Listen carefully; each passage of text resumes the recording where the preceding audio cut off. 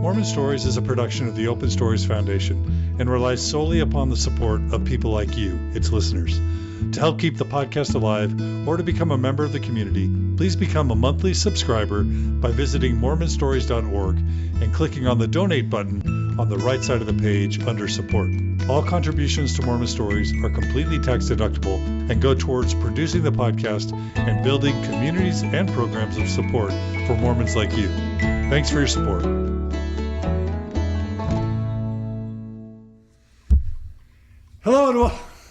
Hello and welcome to another edition of Mormon Stories podcast. I'm your host, John DeLynn. Today the date is August, help me out, 2nd? September 2nd. September 2nd. It's late. We've been trying to learn how to set up video and audio equipment. But I am here with Tanner Gilliland. Did I get it right? Nailed it. And Samantha Snyder. Yep. And we're super excited to do a special episode of Mormon Stories about millennial Mormons. And so to begin, Samantha is from England, so she has a lovely British accent. Can you do an American accent? Yes. Do it. It's not the time, John. It's not the time. Maybe at the end. We'll do it later Save at my the testimony. end. Do you promise? Maybe. Okay, so Samantha used to be a co-owner of a blog called Millennial Mormons. Yes. Millennial Mormons, and she graduated from that blog, and she went on to blog for a blog called Whatsoever Is Good. Yep. whatsoeverisgood.com. So she also used to blog a little bit for LDS Living.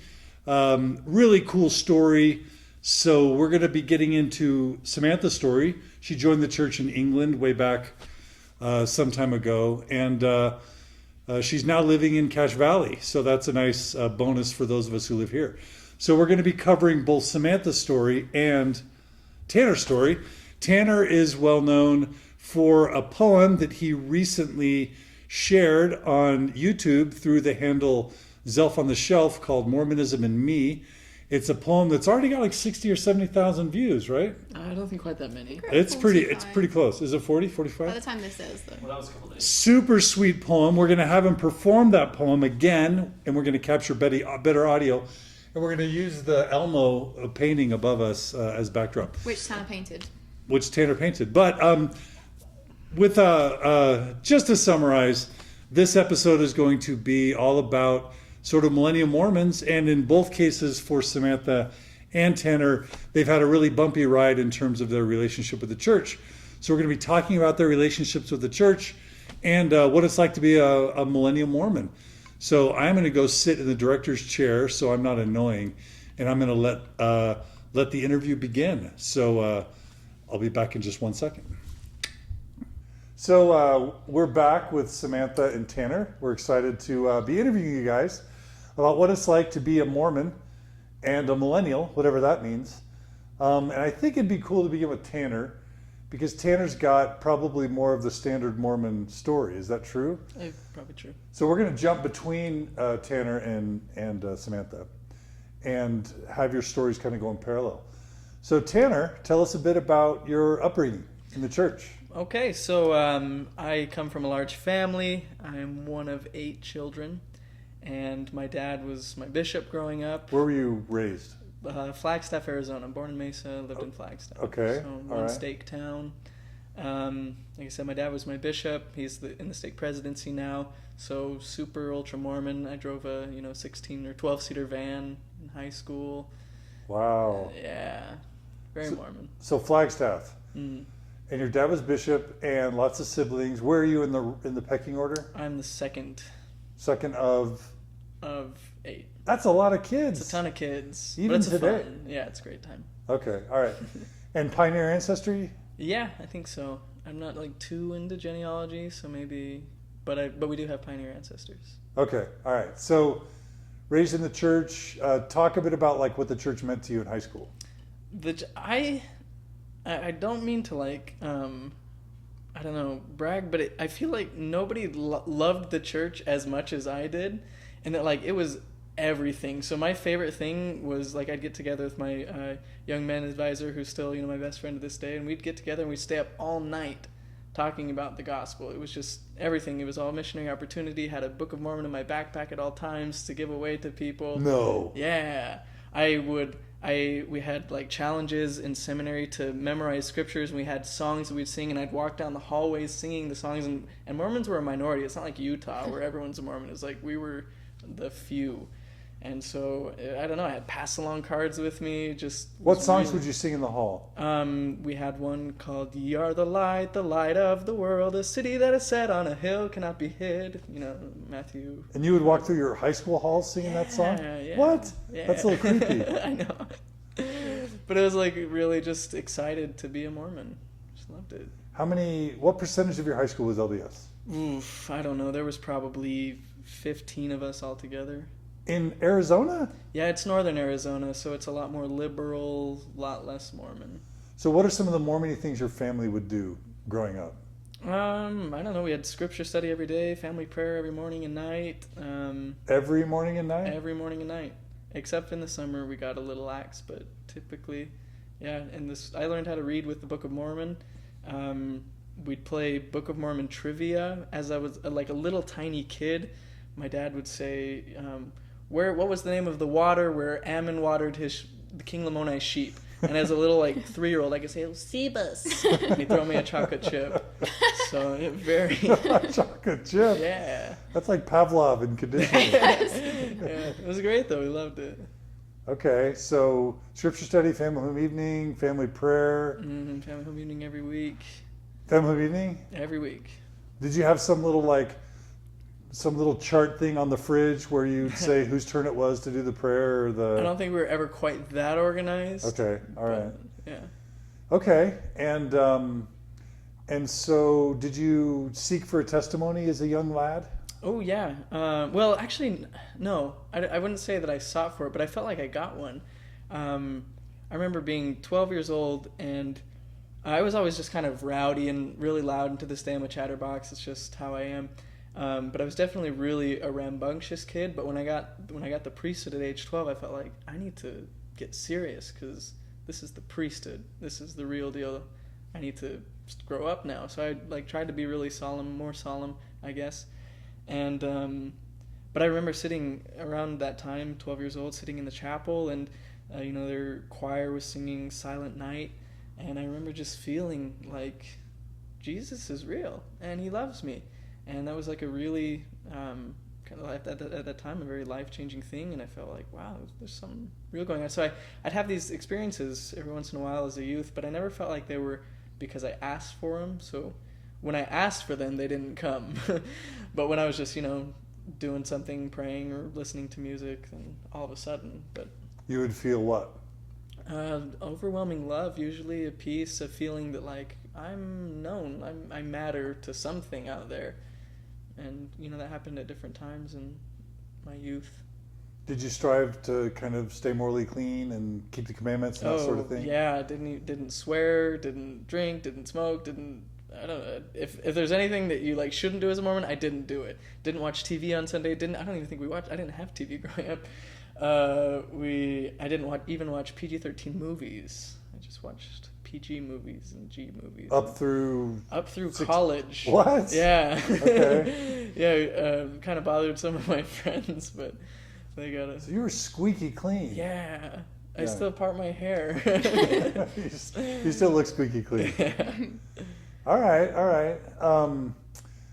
So let's pause for a second. Let's bring you in, Samantha. Now, your upbringing was a little bit different. Yes. All right. So tell us where you're from and tell us a bit about your early years in England. Well, I grew up in Essex, which is a suburb of London. So pretty typical suburb, it was semi-big and... grew up with Essex. my parents. Where's that near London? Relative to It's London? 30 minutes outside of London. Which direction? Don't know. Southeast? Okay, southeast. Maybe? All right. They don't really teach geography in that English wasn't schools. a huge element, clearly. So were you raised religious at all? No, I wasn't, but this was kind of before the days where prayer in school was weird. So sometimes in primary school, we would have a vicar come in, a Christian vicar.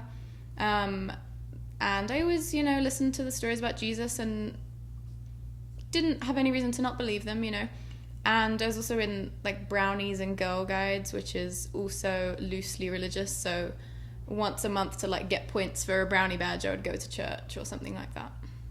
But my parents weren't, religious. Would they call themselves Christian or? I think they would probably call themselves Church of England in the way that maybe a lot of people in England do, but it doesn't come into their lives in really any way. Okay. Does that make sense? So they like teaching you to pray or No. reading the Bible in the home? Definitely not. Okay. And did you have any siblings? No, I have no siblings. Well, now I have a half sister because my dad is remarried. But you were kind of raised an only child? Yes. Okay. So, up until the time let's just say you met the missionaries, were you happy? Were you not happy? Was life bleak and awful? Was it joyful? Were you lost and pining for truth and wisdom? Honestly, I think I was just a typical 15-year-old. I got really good grades in school. I had good friends. Typical 15-year-old drama went on, like, you fall out with your best friend for a couple of months or, just stuff like that. But, nothing was really wrong with my life. Like, everything was decent and, yeah, it was fine. So what in the world would lead you to join the church? That's a great question, John. And I ask myself that a lot. Honestly, it was just a new type of environment that I hadn't had in my life. So the family that introduced me, this really tight-knit family. It was 2 kids, and they were all just really great people. They're just some of the best people you could ever meet, like the best Mormons you could ever hope to meet. And so just being around them, it was the kind of home that when you were in, you felt really peaceful and happy. And so I think I was definitely attracted to that sort of environment at that time. And this is just a kid from school? Yeah, so it was one of my friends in my classes. Male? Yes. Were you guys like dating? No. No romantic interest at all? No. But you just thought his family was cool? Yeah. Yeah, and he had a younger sister who I was also really close with, or became close with, who's pretty close in age. So, yeah, they just invited me in for dinner one time, and yeah, kind of went from there. How did it go from there? Like, Missionaries are at the dinner. Okay. Yeah. And so what happened?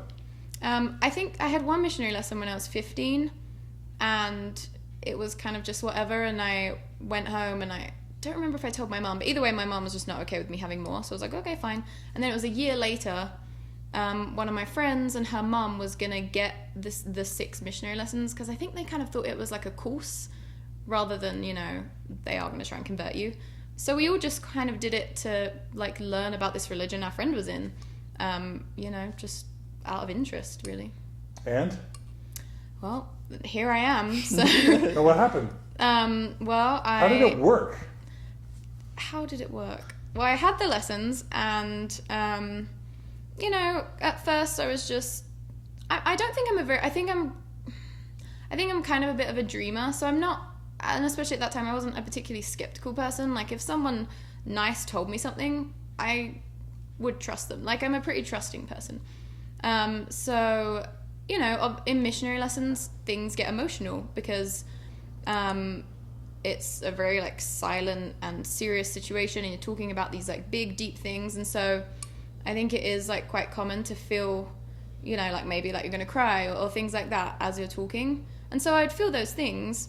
And so I guess that's, I just sort of kept going, and So you found got yourself more and getting more emotionally serious. touched during the Yeah. missionary discussions? Yeah. Okay. And they propositioned you for baptism at some point? Yeah, so I actually think that the reason I got baptized, as in like the reason I was able to kind of get the courage to do it, was my mum didn't let me get baptized, so I was 16 at this time. And so she was, I think I was 16 and a half, so she was going to make me wait till I was 18. Were they like freaked out that the Mormons are going to steal their daughter? Yeah, pretty much. Okay. And also because I was under 18, and they were like, well, you can make this decision when you're 18, but like, whatever. So for a year, So, got the missionary lessons at some point after maybe a couple of months, got what I felt was a testimony, and then for a whole year I wasn't baptized, but I was super Mormon in every way I could be, except for the fact that I just hadn't been baptized. And so I think knowing that my mum wasn't letting me get baptized meant I could just say that to the missionaries, and there was never this like pressure time where it was like, oh, you're going to get baptized, aren't you? Because by the time I actually did it, like I'd already been living it for an entire year, so it wasn't a big decision. So what changes did you have to go through in your life to become a super Mormon? What did that mean? Well, England, tea is a big thing, so I had to give up tea. Was that hard? No, not really. Okay. I was young and just kind of getting into it in the way kids do, stuff like that. And then alcohol is another one. There's like a big drinking culture in England, even at quite an early age. So you'd already started drinking by that point? Yeah. And What's so funny? It's just so different Why from are you Tanner's laughing, upbringing. Tanner? I'm laughing from her first experience. And because he's met my parents who are totally First time fine you with went to alcohol. church. Yeah.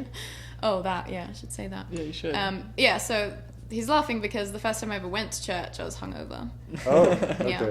And the lesson that day was on the word of wisdom because my friend knew about it and had told the missionaries, like, you should teach the word of wisdom. And I lived the word of wisdom from that point on. Okay, so no drinking. Mm-hmm. What about shagging? Wasn't doing that. Okay, that wasn't a change. No. I had to throw in the Austin Yeah. Powers reference just gratuitously. Because we're young millennials, and that's what we do. We talk about Austin That's Powers. All right. So you join you become a super Mormon, and then about a year or two later. Yeah, so when I was about 17 and a half, so only a year later, as opposed to the year and a half I would have had to have waited till 18, my mum just changed her mind and said I could get baptized, so I did. Were your parents were they happy with the changes, or were they thinking you were weird? I think at first, obviously, it is a bit weird when your child wants to join a religion. And I think there's always been points throughout me being Mormon that they were like, oh, it's a bit weird. But in general, like, they could see that it had a positive effect on me because it did make me more, considerate of things and people. And I think they saw that I was quite balanced from joining the church and in quite a, like, productive place, as opposed to maybe a lot of people in college and around that time they're maybe a bit reckless and off the walls a bit, and I wasn't really like that, so I think they were kind of neutral about it in the end. Okay, all right. So you did you go to like high school dances, like ward dances? Did they have like youth conferences, and was the youth program pretty intense? I think I went to 1 or 2 youth dances in 2 years because it's England, so Okay. maybe more, maybe 3, I don't know.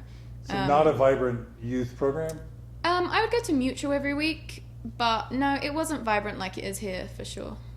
I remember the first youth dance I went to, I think it was multi-stake, which is essentially the whole country in England, and I was wearing a shirt that had like a little, it went to the shoulder and then it had like a little slit, and it was like a flowy material, and the young women's stake president told, and I wasn't like, I don't think I even had a testimony at this point, I don't know, but she told me to change, so I had to change. But so were your best friends Mormon after you got baptized, or did you just stay with your old friends? We were all kind of in the same group the whole time, so I had my best friend who was in my grade who was Mormon, and we were all in the same friendship group, so a lot of really non-Mormon changed. friends. And Yeah, okay. so we had no Mormon friends. Okay, all right. So Tanner, switch back to you. So mission? Yep, served a mission. Talk about that a little bit. Okay, I served in Brazil, João Pessoa, and I really, really had this vision of the mission as like this Dan Jones experience, you know. What does that mean? I imagined that I'd go out there, gift of tongues, baptize thousands just with the power of my testimony, and I was like really, really serious about it. And so before my mission, it was like all I could think about was the mission. So the year before my mission, I only listened to Motab. I didn't go on any dates because I didn't want to, get distracted by girls. Just wanted to make this mission matter. I get to the MTC, and I feel like I was kind of a killjoy there. I had the best companion. His name's Ken Magleby, and he's just the nicest guy in the world and so patient with me because I really was a buzzkill, like just so stoic because we can't talk about anything that's not church-related, gospel-related, mission-related because we got to focus and get this power. And but I think I did kind of light up eventually. I mean, I was like 9 weeks in the MTC. You learn to lighten up a little bit. And I got to my first area, and it was really hard because it was just so different than what I was anticipating. Because, I thought we'll get out there and we'll teach these people and have these amazing life-changing experiences. But what ended up happening is we ended up teaching a lot of like little kids and like doing magic tricks for kids and inviting them to come play soccer. And I just thought, like, I didn't prepare my whole life just to like trick kids to coming to church.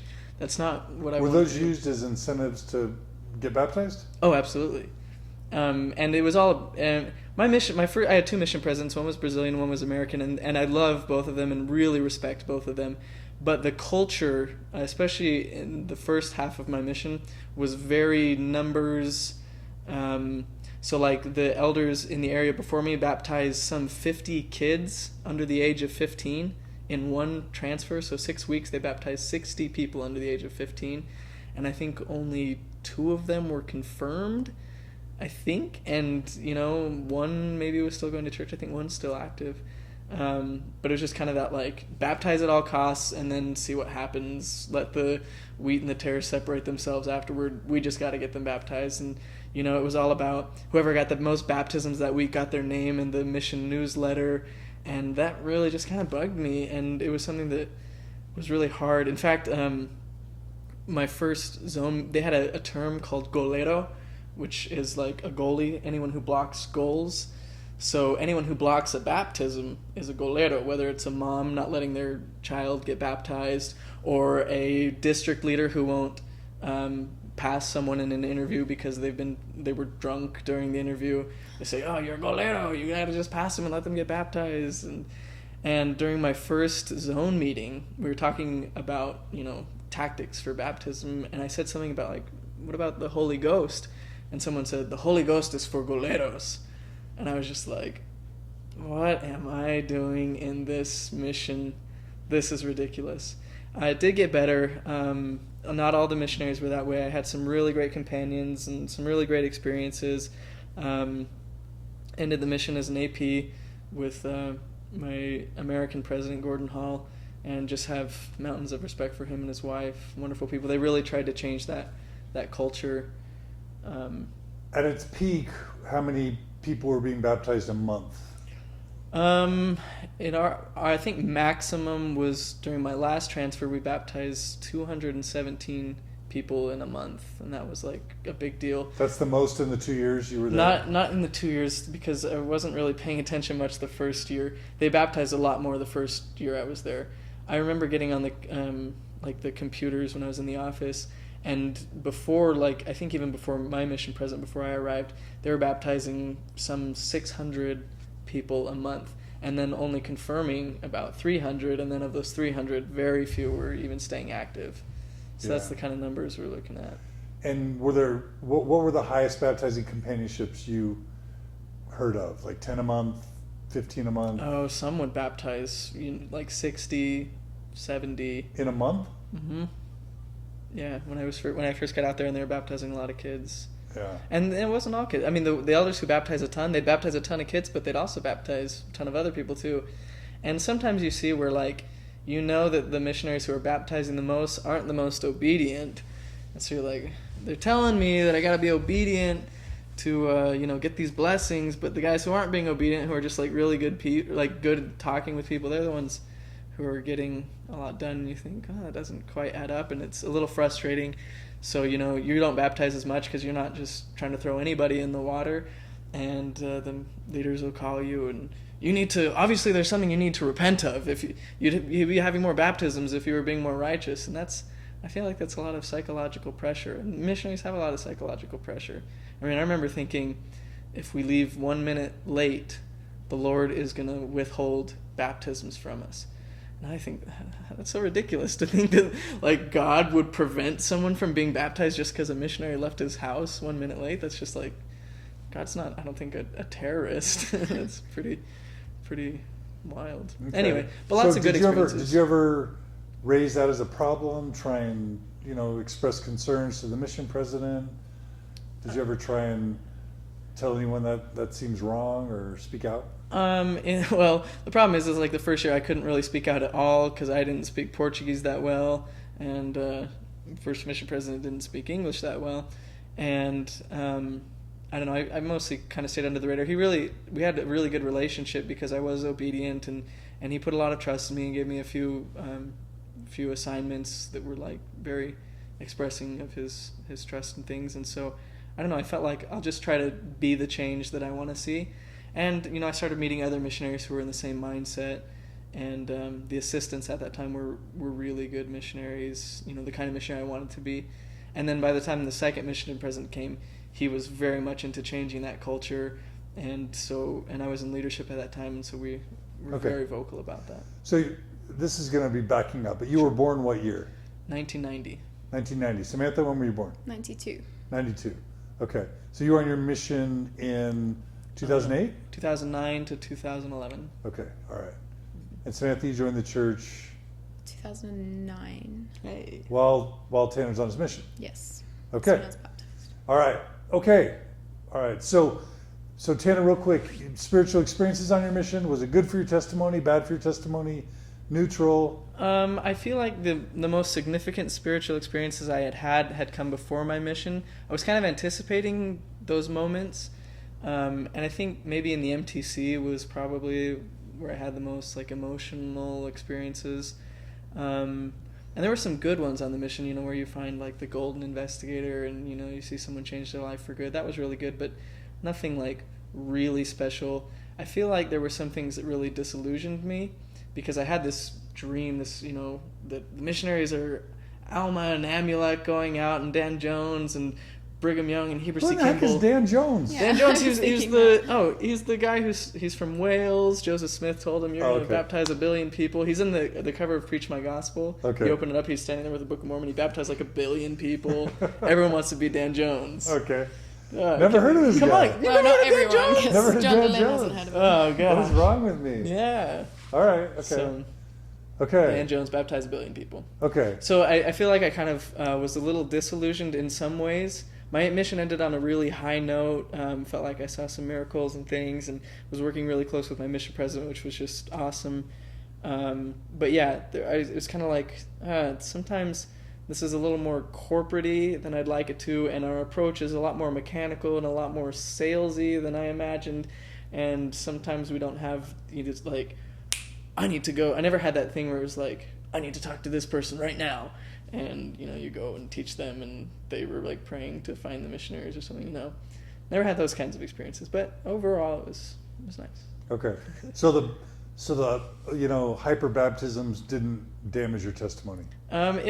It just hurt me a lot personally, probably damaged me emotionally in some ways, because I just felt like really like an outsider in a lot of ways and felt really alone for a long time, but I don't think that affected my testimony. Okay. All right, Samantha, so you graduate from high school. What happens? Yes. I went to BYU Idaho straight after. How did that happen? Did you even consider the true BYU, or did you just... So I BYU did. Idaho Provo? BYU Idaho Provo was my first thing I thought about. And, I prayed about it and, talked to my mum about it a little bit. And she was just not on board with that idea. I mean, she has one child who's just joined this religion she's not a part of, and now this child wants to go off to America. I mean, you can see her point. So I felt like that was like an answer to my prayers that no, I shouldn't be going there. And then, when I didn't know BYU Idaho existed, and then when I found out it existed, I felt, and by this point it was, maybe a month or two later, and I was already thinking, I do not want to go to a university in England because there's a big drinking culture, and I didn't feel excited about that.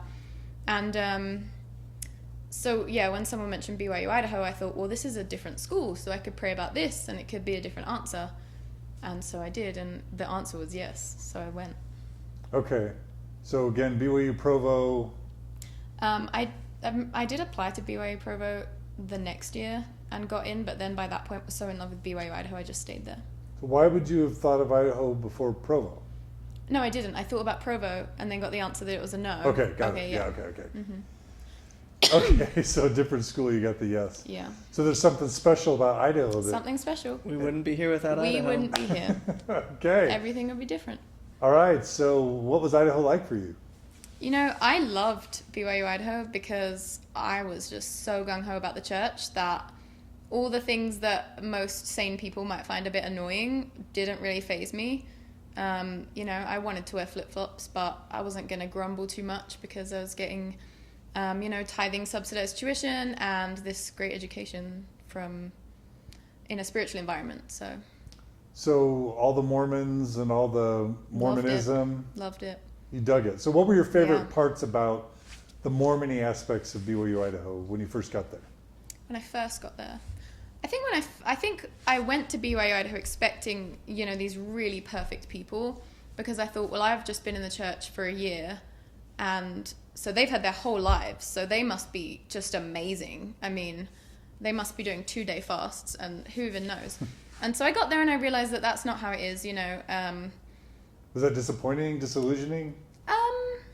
Maybe a bit, but I think I just, adopted the role of I think I was a bit self-righteous, and so I was like, well, okay, it's time to strengthen some people. And so, there's me trying to strengthen people that have been members their whole lives. Okay. Mm-hmm. And so what were the favorite parts of being there for you? Word prayer, family home evening? What were the things you really got into? I loved religion classes. I thought they were a lot of fun, and it was nice to kind of have that in the middle of the school day, because you felt like you got this, uplifting boost if you had a religion class that day. I liked the general, I felt like compared to the English culture that I'd kind of come from, which was very just sort of drinking and stuff that isn't really that fun to me. I think people had a lot more fun because, this isn't a college where people are drinking. They're being creative in ways to have fun. And so I felt like I was really into the whole good, clean, fun thing. Okay. That worked for me. I liked that. Okay. And do you feel like your testimony got stronger, weaker, what? Those first couple of years? I think I went to BYU Idaho with a rock solid testimony, and it stayed the same. I think I maybe lost that perfect faith that I had when I first joined. Because I feel like that wasn't really sustainable, and so I kind of eased up a bit. But I think my testimony was the same the whole time. That was never something I thought about. What was dating American boys like?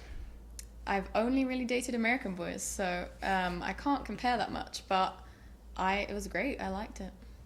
Did you go out a lot, a little bit? How often were you dating? Quite a lot. Yeah? I had... blonde girl, British. Of course she went out a lot. Yeah, I went around. I think I had about 6 serious boyfriends at BYU Idaho, so in 3.5 years. So serious meaning at least a couple of months. Okay. Or maybe a few. Yeah. So I dated a lot, and I liked it. Okay. It was fun. Who was president at BYU Idaho when you were there? Kimby Clark. Was he the whole time? Yeah. Was it? What was he like? I thought he was a stud. I thought he was great. A stud? Not in that way. I should have said boss. I liked him. I thought it was cool. He gave good devotionals. He's not the friendliest person ever. I mean, I've seen him outside of school since then, and he's a bit bristly, but yeah, I always liked being there with him as president. Okay. All right, Tanner, so you get done with Brazil, and what happens? So I got home from Brazil and was planning on going to BYU Idaho. Why? I had a friend who went there, and as we just talked about it, and I went and visited him right before I went on the mission, and I just had a good vibe. I liked the town. Didn't really see the campus, but I thought I like this place. And then while I was on my mission, I just felt like, yeah, BYU Idaho is where I need to go. I didn't know what I was going to study though. So I came home not having any idea, and I was talking to my stake president, and he said, you should study communication. And then it was like, bing, yeah, that's what I need to do. I don't know what that's about, but that sounds right for me. Kind of the Joseph Smith pure intelligence thing. It just clicked, and I was like, yeah, that's where I need to go, what I need to do. So I went to BYU Idaho and studied communication. Okay. So did BYU Idaho meet your expectations spiritually? What did you like about it most in terms of its Mormon stuff? In terms of its Mormon stuff, I thought the people there were just super nice. Everyone is just the nicest people in the world. The teachers are all just really great human beings, and I feel like they really care about the students. And it's small enough classes where you can actually get to know the teachers. I'm still good friends with a lot of my teachers there, and so it's really personal. And I like how since there aren't as many people, it's not as competitive, and so you have opportunities to do a lot of things that you might not be able to at other schools. The devotionals were really cool. I remember sitting in my first devotional and looking, because they have a really spacious conference center there. It looks almost like the conference center that they have in Salt Lake, big. And I remember just sitting there and just being like, this is the coolest thing ever. Just seeing everyone in their white shirts and ties and the girls in their dresses. And so that was always like a good pick-me-up every Tuesday afternoon, was there at devotional. Really enjoyed that. Now, BYU Idaho has a reputation of being like the Saudi Arabia of Mormonism. Yes. Talk about that. Is that just untrue? Is that unfair? Is that way true? Probably true. Probably yeah. true. Well, In we what thrived ways? on that. Yeah. Like what? So, for instance, they have a curfew that you have to be in your house at midnight. They used to have people who would come around and check to make sure you're there. They don't do that anymore. I think that's good. But people were They checked to see if everyone was home? no, your roommates. It was like a self-check system. yeah. So your Honor roommates code. would patrol you. Yeah, the honor code. And so if you weren't getting in by midnight every night, your roommates would report you to the honor code office. Wow. And Yeah. so one time there was a girl who in my complex who came in after midnight, and she came in and her roommates had thrown her bedding on the ground on the doorstep and locked her out and said, "Be on time tomorrow night." Holy. And usually I was like, "Yeah, guys, we got to keep the rules and everything." But at that I was like, "Okay, this is a new level of insane. This isn't a commandment. These are rules, but they're not commandments." And that was kind of the vibe you got. Was well, she's wearing shorts on campus. She's a bad person. Is she a bad person? That's not a commandment. Well, the rule did come from Kimby Clark, and he is a 70, and he reports to the apostles who are, inspired of God. So anything, it's like this trickle-down effect. Anything that they do is commandment. There's no separation between school and, church. So normally we want, church and state to be separated. There's no separation of school and church there, I felt. Yeah. Other examples of crazy? I remember this is kind of a similar one. I just remember doing things my first semester, like leaving notes on my roommate's bed if she was 10 minutes late from curfew. So, another one is because you're not allowed to be in your apartment alone with the opposite sex, or you're not allowed the opposite sex in your bedroom at all. But because of the whole can't be in the apartment alone with the opposite sex rule, you would often see people at 10 o'clock at night in freezing cold Rexburg sitting outside their door with blankets with their date because they don't want to be inside because that'd be breaking the rules. So It really puts you in this catch-22 because you're if you're in a relationship, you can't spend all your time outside because people are going to get mad at you for PDA if you want to cuddle or kiss or whatever, and it's freezing cold, so you could potentially die, but you also can't be alone in your apartment together. So a lot of people end up in cars. You end up in cars, which Spencer W. Kimball is probably rolling in his grave about that. So I don't know. Yeah. Kind of this tricky situation there. And the honor code is really emphasized as, your integrity is dependent on you keeping the honor code, and part of the honor code is encouraging other students to live the honor code, and part of encouraging other students to live the honor code is, rebuking them sometimes, and if they don't change, but afterwards showing potentially increase of telling love. on them. Yeah. Section 120. We were there during the skinny jeans fiasco. Ugh. What happened? So a girl went into the testing center, and she was wearing skinny jeans, and the testing center employee said, "Sorry, you can't take it. Your jeans are not within the honor code." And that made national news. And didn't they put up another sign saying, if you have a problem with this, then you should go to your Heavenly Father in prayer? Yeah. I was in England when that story broke on my off track, and I remember thinking, if this is true, I'm not going back. I'm not going to go to a university where I can't wear skinny jeans. But you went back. Because skinny jeans weren't banned. Yeah, it was just Kim fixed it. Kimby fixed It was a rogue. rogue testing center employee. Yeah. Okay. So trying to magnify his calling as the testing center employee, and got shut down. So skinny jeans were actually allowed. Yeah, I wore them every day Technically, for 4 I mean years. the idea is that it's not supposed to be really Form-fitting. kind of strength of youth, but I think one time when I was about to perform in a show, someone told me, one of the ushers who was just a student said, you can't go on, you're wearing skinny jeans that are too tight. And I was just thinking I'm not going to let this happen. And so I argued with him until he let me go on with the jeans. thankfully. Okay. While I was there, I started they had a school newspaper called The Scroll. So I started a parody newspaper called The Squirrel. And we actually ran an article about students having to wear burqas, winter burqas. It's a satire, so. Yeah. How did you distribute the squirrel? Was it just It's just online? all It was online. Okay, all right. But sometimes people would think it was real, and that was always funnier. Yeah. Now, because I was at Utah State, in the counseling center, I would sometimes meet students who had to leave BYU Idaho because, like, someone told on them. I heard crazy stories of, like, really, really harsh bishops that would even accuse people of things that maybe they didn't even do, but would end up getting kicked out. Now, I may have heard really extreme stories, but, like, what were the bishops like, and that with the honor code and people getting kicked out and stuff? Was that just an extreme thing? Was there a culture of tell on your roommates kind of thing, or was that not so bad? There was definitely a culture. Definitely a culture.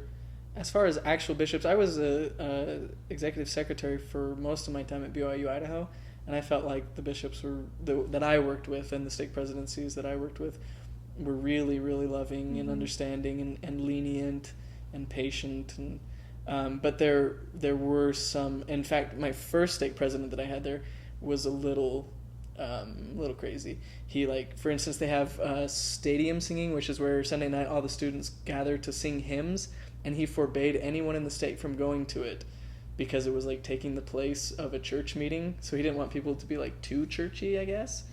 And he also banned video games, banned Tinder, and during the Harry Potter came out around that time, and he told the bishops, if anyone goes and sees the premiere of Harry Potter, the midnight premiere, you need to pull their ecclesiastical endorsement.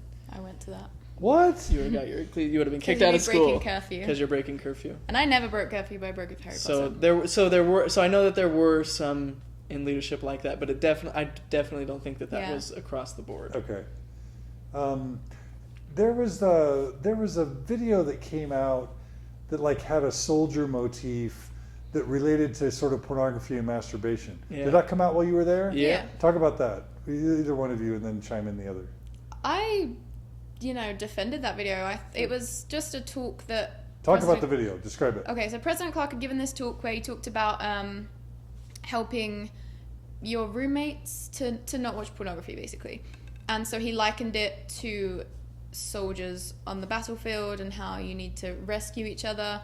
And so they made this video. It's, like, quite dramatic, and it has, like, the scenes of the soldiers. And so my friend was the soldier. Oh, was he? Yeah. Nice. And so people who weren't Mormon saw it and thought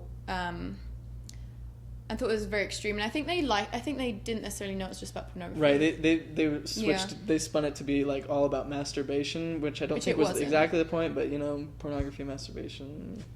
But President Clark did say it wasn't about that. So yeah. Yeah. So yeah, there was kind of a lot of national attention about that. I think even, like, Jay Leno mentioned it, and but we were all very defensive of President Clark. It's kind of like, yeah, we can make fun of our people, but don't you guys make fun of us. Okay. So we defended him. So you circled the wagons against the we did critics from the outside. Wrote an article about it, got some attention. Who did? I did it for the Squirrel. Okay.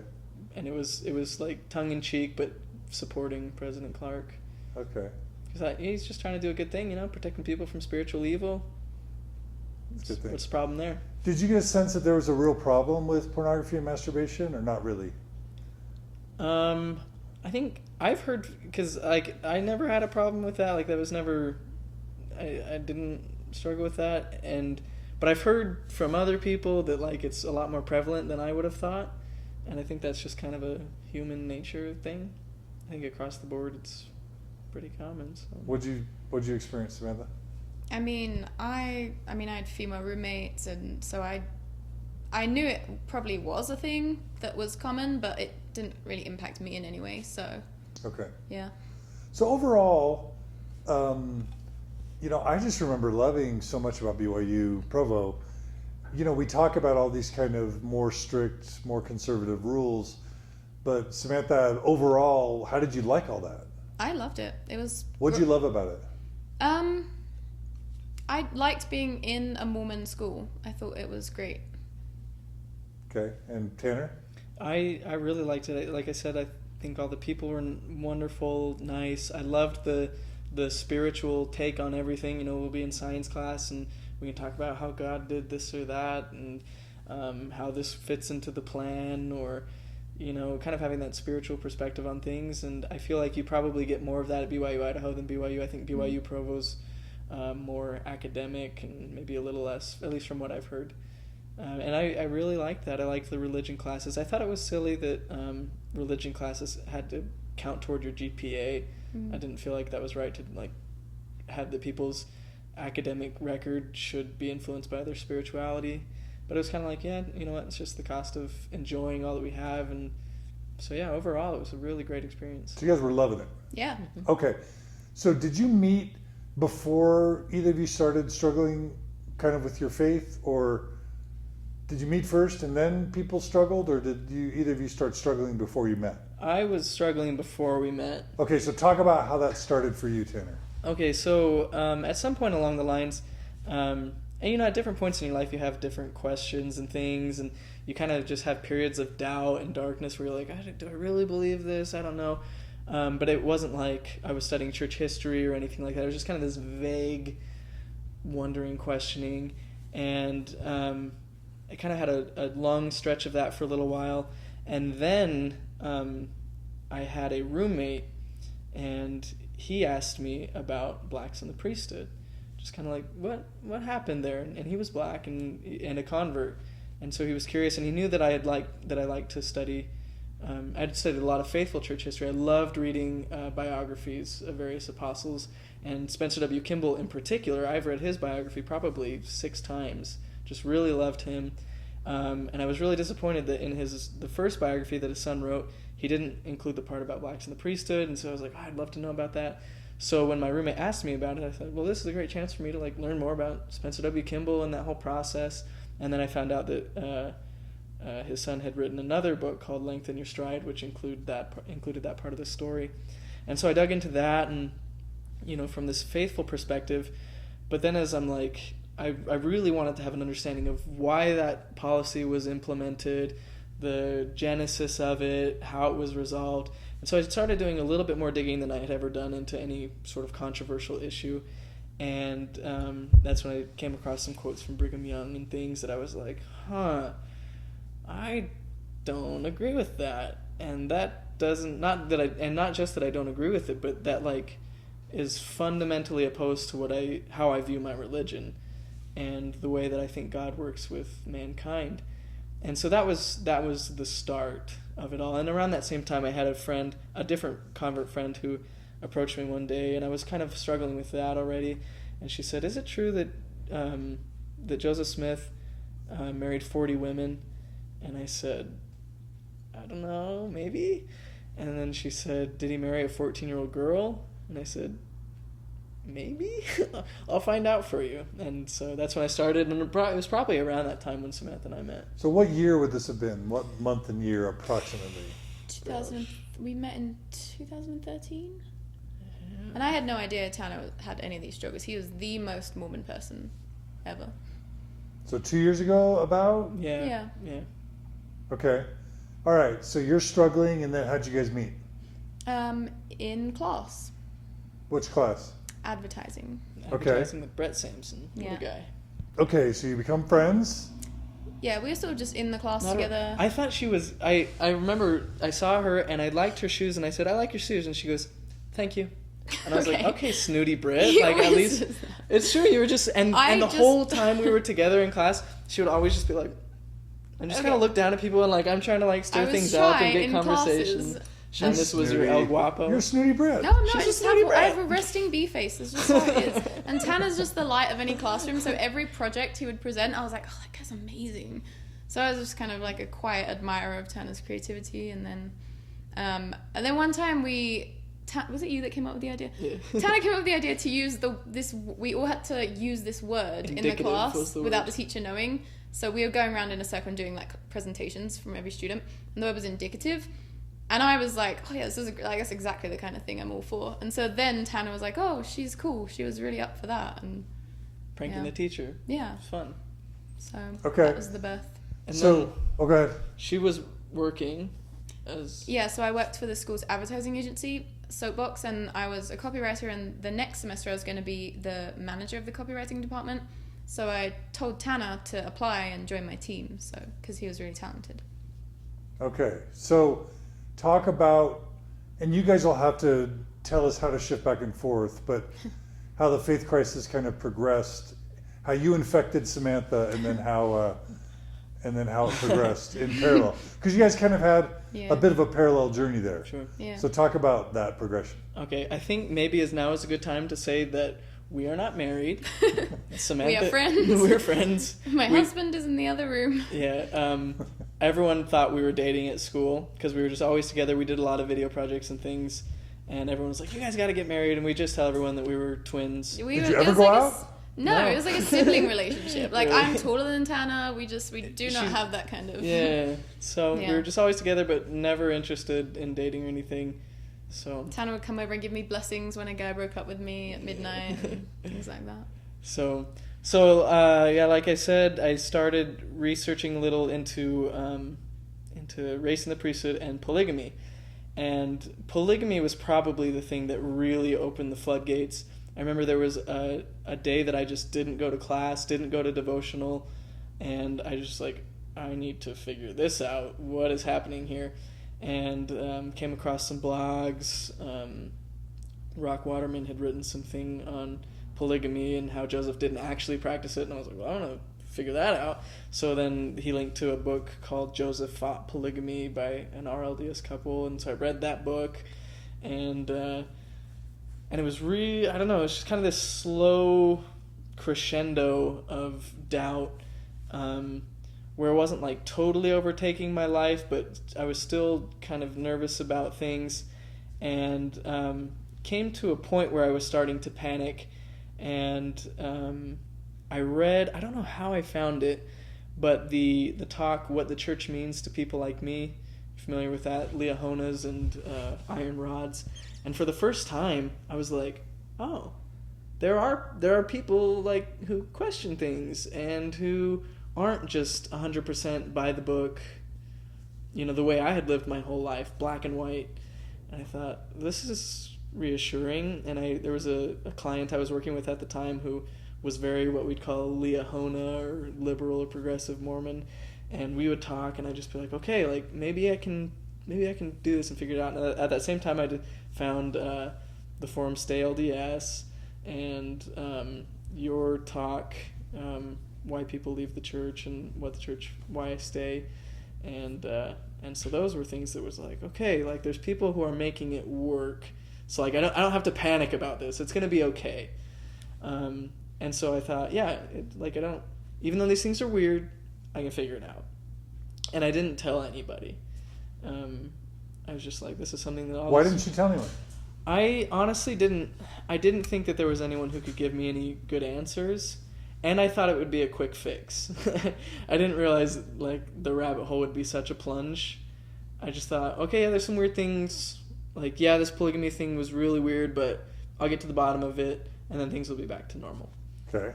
And sorry, it's kind of a lot before That's Samantha right. gets into the this picture. journey's a lot longer. So, I just kind of keep going with things, and it becomes a snowball, and it just gets more and more, where all of a sudden I'm hearing about seer stones and all these kind of things that I'd never really heard of, and polygamy is getting more and more hairy the more I try to figure it out, and then one day I read. It was actually, this Greg Trimble post goes along the internet all the time that's like, 15 reasons that the Book of Mormon is true. And I was like, I need to read that. And then I'm reading through, I'm like, these aren't very great points.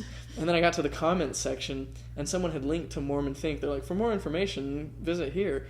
So I was like, what is this? And so I click on it, and it didn't like immediately strike me as an anti-Mormon thing. Like lightning didn't strike me, and I wasn't overcome with a super dark feeling. So I'm like, okay, this must be like okay. And I start reading, and it was bad. I stayed up the whole night reading everything that they had written about the Book of Mormon, the witnesses, everything, and was just devastated, absolutely devastated. because I'm thinking, for the first time, it's like, wait a second, what if this is all just a lie? What were some of the things about the Book of Mormon and the witnesses that were troubling?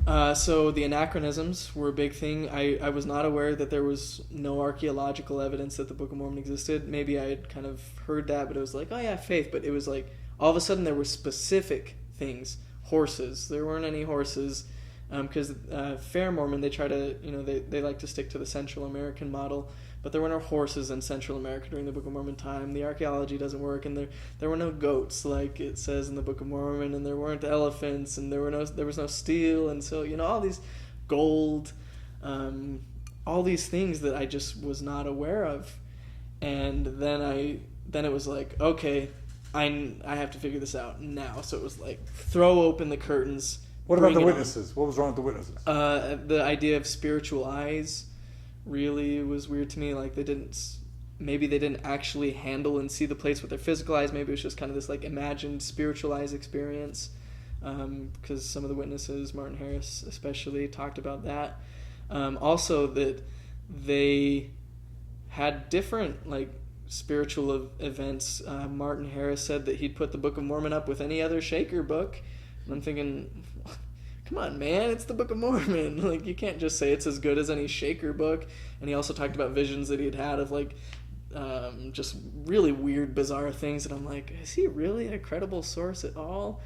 And there were some other things, too. But yeah, and so that really made me panic. And shortly thereafter, I read the story of Tom Phillips and his problems with the Book of Mormon. And I was actually reading it on my phone at an activity at my bishop's house.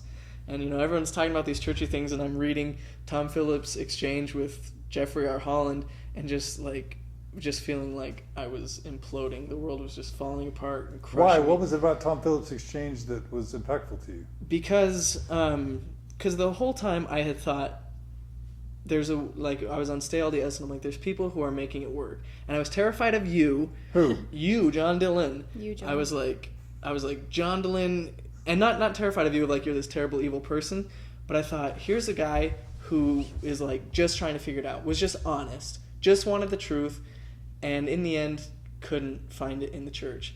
And I had read about Grant Palmer, never read his book, but I'd read about him and read Tom Phillips' account, and I'm thinking, here are these people who are not bad people. They're not looking to sin. They just wanted answers, and they ended up out of the church. And so for the first time, it was like, shoot, this is going to happen to me. Like, I'm not going to be able to find the answers, and I'm going to have to leave the church, and my life is going to be ruined, and everything I've known is going to be destroyed.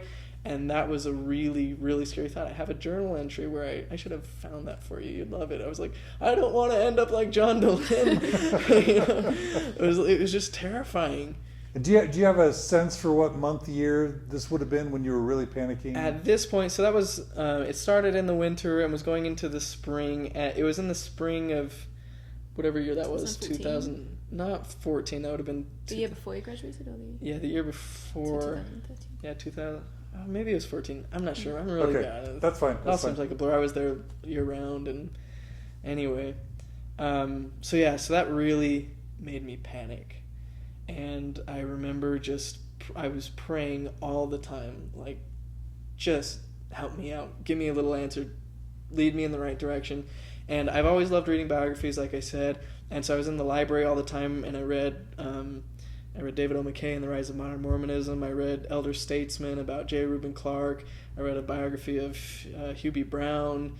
Read Rough Stone Rolling. Actually, I think Rough Stone Rolling probably I read a little later, but was just... Oh, yeah, because so what happened is I kind of had this moment where I read Jeffrey R. Holland and Tom Phillips' exchange, and it just seemed like everything that Tom Phillips was saying was like a rational, decent question that should be able to be answered. And it seemed like Elder Holland was like dodging it, not giving straight answers. And I was like, come on, like, you can do it. Like, give him something. He just felt like he was getting beat up, and it was just panic. I'm like, can an apostle give like a straight answer to any of these questions? And then I really doubled down. I was like, and so I started reading a bunch of general authority conference talks and things, and I read Elder Holland. He talks about the sudden death thing. Like, you just put God on the line and you pray and you say, like, this is it. Tell me or I'm walking away. And so I did. I went out into a field in Rexburg. It was like super late, and I just got on my knees and I prayed for hours just in this field alone. I said, just tell me, give me something, because I can't live like this. I'm torn. I feel like I can't find answers. It was just nothing. And I signed up for a church history class, and the teacher was teaching these things, and I'm thinking, this guy doesn't even know, and if he knows, he's certainly not saying what he should be saying, because by this point, I know about Danites and the seer stone and the different First Vision accounts and the Kirtland Safety Society and all these different things that were kind of controversial that the teacher wouldn't even allude to, wouldn't even touch on. And so I'm like, I can't take my questions to him because this isn't even a reality for him. And so it just felt really alone. Felt like there was no one I could turn to. And but even after I had that night where I was just pleading and just walked away with nothing, I felt so dejected and just like God had given up on me. And I'm thinking, maybe there's not even a God. Well, around that time, I was reading a lot of different blogs and things, and like I said, I had read Rock Waterman's blog, and I came across this post he had written, my friend Brett Bartell wrote it, about the actual message of the Book of Mormon. And that became a huge thing for me. Like, well, if the Book of Mormon is not true, none of it's true, and that's what I taught as a missionary, so that's what I'm holding to. And he wrote this post that was kind of like, why are we worrying so much about archaeology? Let's focus on the message of the Book of Mormon. The message of the Book of Mormon is to bring us into the presence of God. So if the Book of Mormon can bring us into the presence of God, it's a true book, regardless of where it happened or how it happened. And then he mentioned a book by Denver Snuffer called The Second Comforter, Conversing with the Lord Through the Veil. And at this point, I was so desperate for any sort of light, any sort of answer, any way to make Mormonism work, that I was like, well, I'll read that book. And he said, in his article, he talked about how like this book really portrayed the actual message of the Book of Mormon. And so I found it in the BYU Idaho library, which is interesting because Denver Snuffer had been excommunicated by that point, but they had his book in the BYU-I library. And I started reading it and felt like maybe this is what's going to redeem Mormonism for me. Maybe like I've just been focusing on the wrong things, and what I really need to focus on is my relationship with Jesus Christ, and maybe like the actual teachings of Joseph Smith, maybe we've lost sight of them, and maybe I just need to focus on that more, and that'll solve all my problems. So this is 2014. I'm getting my dates ready. This is spring of 2014, and at that point I decided I'm going to start from scratch. I'm just going to forget everything that I learned before, and I'm going to do it all over again. And I'm going to read everything that Joseph Smith has ever written, ever said, or ever, is supposed to have said. I'm going to read Rough Stone Rolling and really just try rebuilding this Mormon paradigm over again. So I did. I read Teachings of the Prophet Joseph Smith, Words of Joseph Smith. I read Ehat's thesis about, Joseph Smith. I read Lectures on Faith, read the Doctrine and Covenants, read the Book of Mormon in this span of a year, and was just really, really trying to figure it out.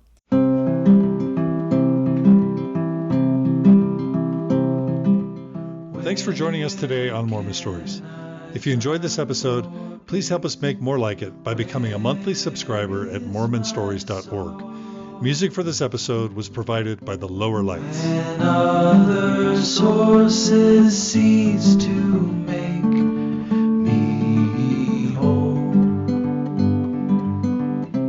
when with a wounded heart, anger or malice, I draw myself